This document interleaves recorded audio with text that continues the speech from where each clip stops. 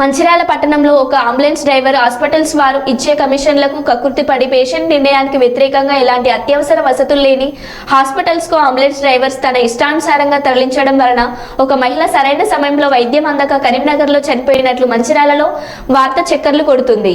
ఈ మధ్య కాలంలో కూడా ఒక మహిళ పేషెంట్ కూడా ఇలాంటి అనుభవం ఎదురైనట్లు తెలుస్తుంది. మంచిర్యాల పట్టణంలో కొంతమంది అంబులెన్స్ డ్రైవర్లు అత్యాశకు పోయి రోగి ప్రాణాలతో చెలగాటం ఆడుతున్నట్లు పలువురు చర్చించుకుంటున్నారు. 3/2024 రోజు లక్షపేటలో యాక్సిడెంట్ అవుతుంది. యాక్సిడెంట్ అయిన వెంటనే ఆ ఇంజూర్డ్ పర్సన్ని గవర్నమెంట్ హాస్పిటల్ మంచిర్యాలకు తీసుకురావడం జరిగింది. అక్కడ ఫస్ట్ ఎయిడ్ చేసిన తర్వాత అక్కడి డాక్టర్ల సూచన మేరకు ఈ పేషెంట్ కొంచెం కండిషన్ సీరియస్ ఉంది, పై ఆసుపత్రికి తీసుకుపోండి, ఇంకా బెటర్ హాస్పిటల్ కానీ డాక్టర్ గారు రిఫర్ చేయగా కరీంనగర్ తీసుకుపోవడానికి పేషెంట్ యొక్క అటెండెంట్స్ వాళ్ళ తండ్రి మరియు ఇంకా బంధువులు కలిసి అక్కడ ఉన్న అందుబాటులో ఉన్న ఒక అంబులెన్స్ని మాట్లాడుకోవడం జరుగుతుంది. ఆ అంబులెన్సు డ్రైవర్ సాగర్, అతనిది నర్సింగాపూర్ జైపూర్ మండలం, ఇక్కడే వచ్చి ఉంటున్నాడు మంచిర్యాలలో. ఇతను సొంత ఒక అంబులెన్స్ కొనుక్కొని జీవనం సాగిస్తూ ఉన్నాడు. ఇక్కడ జరుగుతున్న తతంగం ఇక్కడనే జరుగుతూ ఉంది, మొత్తం అంబులెన్స్ వ్యవస్థ.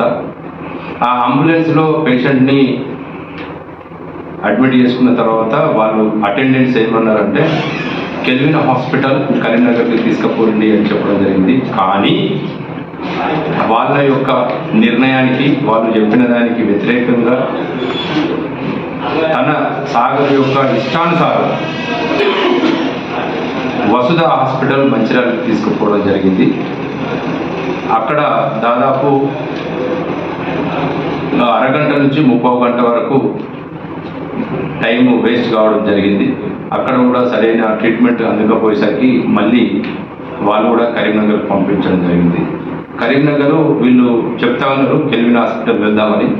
మరి వీళ్ళ మాట వినకుండా ఈ డ్రైవర్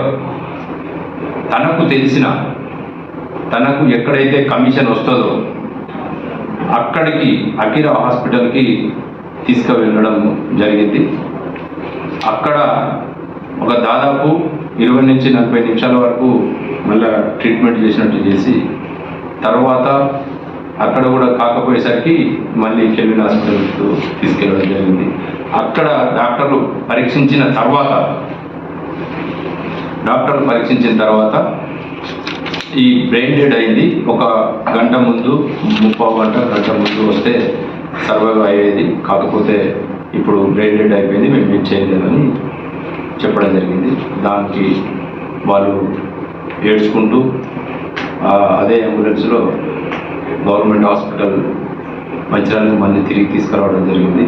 ఆమె ఫస్ట్ రోజు చనిపోవడం జరిగింది. ఇది బాధాకరమైన విషయం. ఇక్కడ గమనించాల్సింది ఏంటంటే ఇంతకుముందు కూడా మేము ప్రెస్కు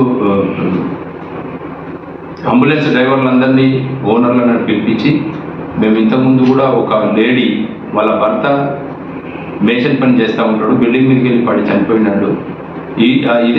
ఇట్లనే అయితే వాళ్ళు ఒక హాస్పిటల్కి తీసుకుపోమని ఇంకో హాస్పిటల్ తీసుకుపోతే అతను కూడా చనిపోవడం జరిగింది. సో ఈ కాసుల కక్కుర్తి కొరకు ఈ అంబులెన్స్ డ్రైవర్లు, ఓనర్లు ఆశపడి పేషెంట్ల ప్రాణాలని గాలిలో వదిలేస్తూ ఉన్నారు. సో నేను ఆ రోజు మా డీసీపీ గారి ఇన్స్ట్రక్షన్స్ ప్రకారం మేము కౌన్సిలింగ్ చేయడం జరిగింది. సార్ మేము అట్లా చెయ్యమని చెప్పడం జరిగింది.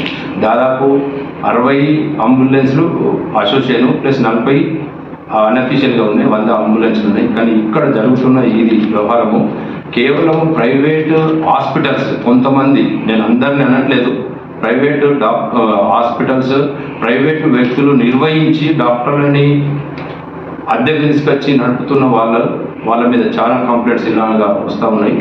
కొంతమంది, అంతమంది కాదు. సో ఈ కమిషన్ 30% కమిషన్ ఇస్తారంట. మళ్ళీ ఈ వ్యక్తి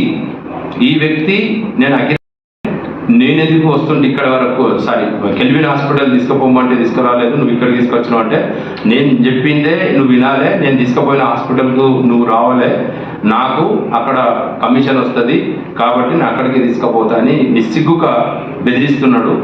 ఇది జరుగుతున్న వ్యవహారము. నేను ఇక ముందు చెప్తున్నా, ఎవరైతే కమిషన్లు ఇచ్చుకుంటూ ఇట్లా అమాయకమైన పేషెంట్ల ప్రాణాలు తీసేవారు ఎవరైనా కానీ చట్టరీత్యా వాళ్ళకు కఠినంగా శిక్షిస్తాము. అంబులెన్స్ డ్రైవర్లకు, ఓనర్లకు నా విజ్ఞప్తి చేస్తున్నా, దయచేసి ఈ ప్రాక్టీస్ మానుకోండి. ఇక నుండి వాళ్లకు కిరాయి కూడా ఇక్కడి నుంచి కిరాయి ఎంత తీసుకుంటారంటే, కిరాయి కరీంనగర్కు, మంచిర్యాల నుంచి కరీంనగర్కు 7,000 అంట. అదే హైదరాబాద్ అయితే 10 నుంచి 11,000 అంట. అంటే కరీంనగర్ నుంచి, మంచిర్యాల నుంచి కరీంనగర్కు 90 కిలోమీటర్లు అయితే కరీంనగర్ నుంచి హైదరాబాద్ 160 కిలోమీటర్లు. మీరే ఒకసారి ఆలోచించండి. అంటే ఎంత వీళ్ళు అమాయకమైన ప్రజలు వాళ్ళ యొక్క సెంటిమెంట్ మీద కొట్టి వీళ్ళు డబ్బులు గుంజుతా ఉన్నారు. సో ఇట్లాంటి ఎవరైనా కానీ, ఎంత పెద్దోళ్ళు అయినా కానీ వదిలేది లేదు. చట్టరీత్యా వాళ్ళకు శిక్ష పడాల్సిందే. ఇప్పుడు ఇతని మీద సాగర్ అనే వ్యక్తి మీద కేసు రిజిస్టర్ చేసి అతనికి జైలు పంపుతున్నాము. ఇక ముందు కూడా ఎవరైనా ఇలాంటి ప్రాక్టీస్ చేసినట్టయితే తప్పకుండా వాళ్ళని జైలు పంపుతాము. దయచేసి ప్రైవేట్ హాస్పిటల్ నడుపుతున్న అందరికీ మా విజ్ఞప్తి, ఇలాంటి ప్రాక్టీస్ని దూరం పెట్టండి. నిజాయితీగా వాళ్లకు సేవ చేసే ప్రయత్నం చేయండి. ఏదైతే మినిమం ఛార్జెస్ ఉన్నాయో మీకు కావాల్సిన న్యాయబద్ధంగా ఎంత తీసుకుంటారో అంత తీసుకోండి. కానీ ఇన్సెంటివ్స్ ఇచ్చుకుంటా వాళ్ళ దగ్గర ఎక్కువ డబ్బులు గుంజి అమాయకమైన ప్రజల్ని ప్రాణాలు తీసే పరిస్థితి తీసుకురాకండి. Thank you.